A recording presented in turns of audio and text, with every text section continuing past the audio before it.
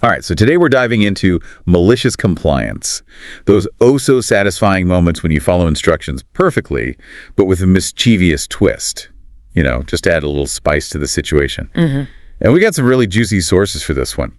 Like this story about a cafe worker who got their revenge on let's just say a demanding customer. It's a classic scenario, right? Yeah. Using compliance as a weapon, even in those seemingly harmless ways. And there's a whole psychological aspect to it that we'll unpack.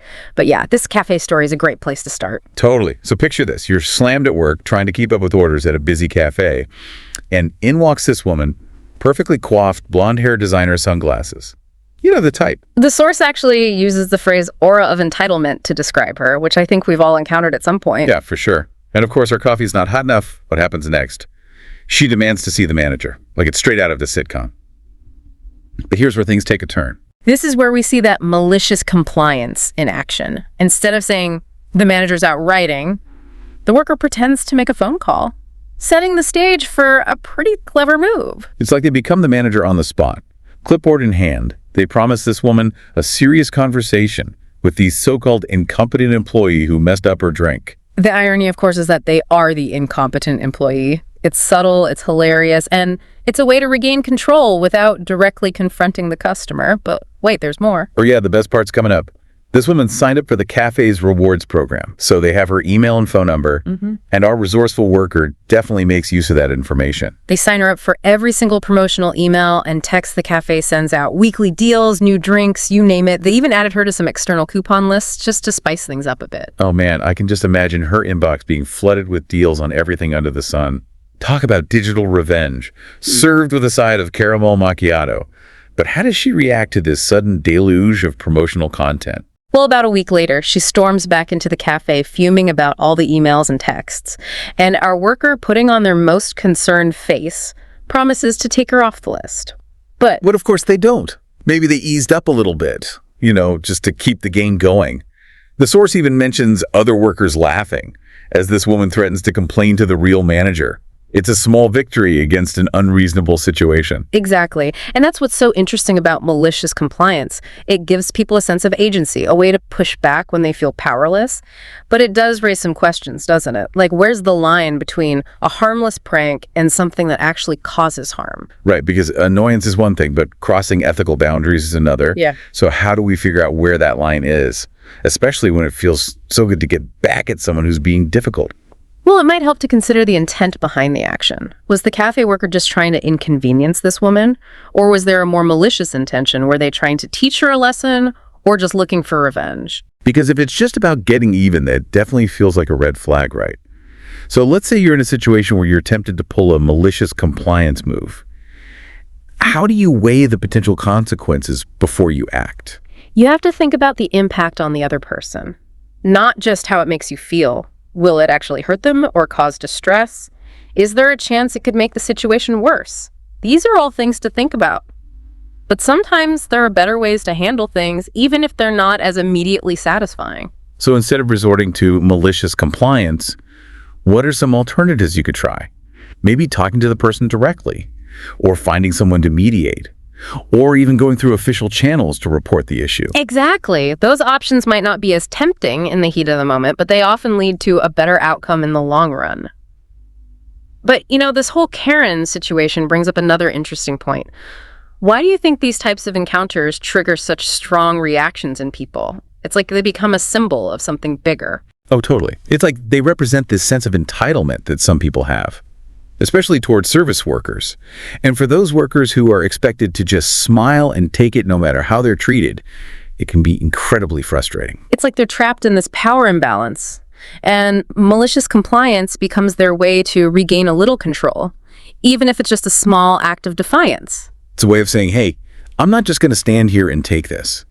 And while we don't want to encourage unethical behavior, there's something undeniably satisfying about seeing someone outsmart a Karen using their own tactics against them. It's like a modern-day folktale where the underdog outsmarts the bully.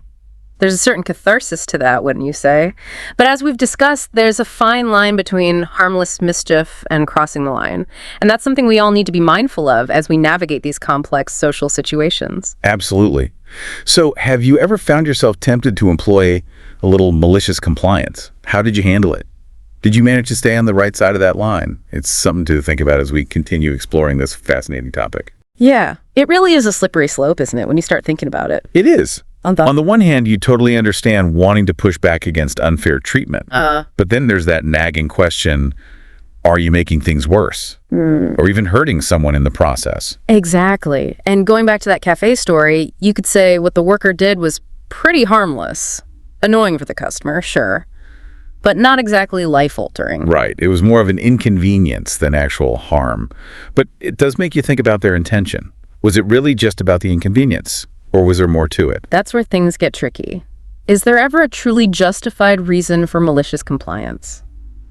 Or is it always ethically iffy, no matter what? Ooh, that's a tough one. I feel like it depends on the situation and the potential outcome. Yeah. There's a big difference between, messing with someone's unreasonable request and actually trying to cause harm. For sure. Like, if that cafe worker had taken things further and posted the customer's personal information online, that would be a whole different story. Totally. That would cross the line from malicious compliance into something much more serious, like harassment or even cyberbullying. So how do we figure out where that line is? When is it okay to use malicious compliance, if ever? By asking yourself the right questions. First, what's your motivation? Are you trying to teach someone a lesson, or are you just out for revenge? Because if it's about getting even, that's a pretty clear warning sign. Yeah. Then you've got to think about the impact on the other person. Will your actions actually hurt them or cause serious distress? We have to think about the effects on others, not just ourselves. And maybe the most crucial question, are there other options? Could you talk to the person directly, find a mediator, or even report the issue through proper channels? Sometimes those direct approaches, even though they might not feel as good right away, actually end up being more effective in the long run. It's about finding the most ethical and effective way to handle a difficult situation. And speaking of difficult situations, this whole Karen phenomenon is so interesting. Why do you think these encounters get such strong reactions from people? It's like they symbolize something bigger than just bad customer service. I think it goes back to that sense of entitlement we were talking about earlier. Right. And how it often plays out with service workers. They're often expected to just take bad behavior. Yeah. And that can be incredibly frustrating. Yeah, it's like they're stuck in this power imbalance. Yeah. And malicious compliance becomes a way to push back, even in a small way. It's a way of saying, hey, I'm not going to be treated this way without breaking any rules or being openly confrontational. And while we don't endorse unethical behavior, there's something undeniably satisfying about seeing someone outsmart a Karen using their own tactics. It's like using the system against itself. It's like those classic stories where the clever underdog outsmarts the bully. It's cathartic, right? But we have to remember there's that fine line between harmless mischief and crossing the line into something harmful. Absolutely. It's a line we should all be aware of as we navigate these tricky social situations. But what's really interesting is that malicious compliance, while often seen as funny, can actually point to a bigger problem. It's true. If you find yourself always resorting to these tactics, it might mean there are deeper issues of power and respect that need addressing, maybe in your relationships or your workplace. It reminds us to pay attention to the systems we're a part of and to advocate for change when those systems are unfair or disrespectful. Wouldn't it be amazing to live in a world where malicious compliance wasn't even needed, where people felt empowered to address their concerns directly and respectfully, and where power was more balanced and fair? That sounds pretty ideal. Yeah. But until we get there, it seems like malicious compliance will stick around. It's tempting. It's complex. And it's a way to deal with the crazy things we all encounter in life. It makes you think about power and respect and how we handle those tough situations where we feel like we're being treated unfairly. Definitely. So let's turn it back to you. Have you ever been tempted to use a little malicious compliance? How did you handle it? Did you stay on the right side of that ethical line? We'd love to hear your thoughts as we wrap up this deep dive. Okay, so we've really gone deep on this, haven't we? We've talked about what makes people tick when they do this whole malicious compliance thing. We looked at those sticky ethical situations it can get you into. And we touched on how those Karen moments often show us bigger problems in society. But how does all of this actually apply to you in your everyday life? Well, I think a big part of it is just being aware, right? Like being aware of those power dynamics you're in when you interact with people, and thinking through what might happen if you do something and knowing where those ethical lines are. Yeah, it's like having that little checklist in your head before you even think about doing a malicious compliance move. Like first things first, checking your motives. Are you trying to be fair? Or is it revenge that's pushing you to do it? If it's revenge, that's a huge warning sign. Revenge rarely leads to anything good. Exactly. Then think about the outcome. What could happen because of what you do? Will it really hurt someone or cause them a lot of stress? Or is it more likely to be just a minor annoyance? We really have to consider how our actions affect others, not just ourselves. And this is a big one. Are there other ways to handle it? Could you talk to the person directly, find someone to be a mediator, or even report it officially? Sometimes those more direct ways, even though they might not be as satisfying in the moment, they actually work out better for everyone involved in the end. It's all about choosing your battles right and finding the most ethical and the most effective way to stand up for yourself.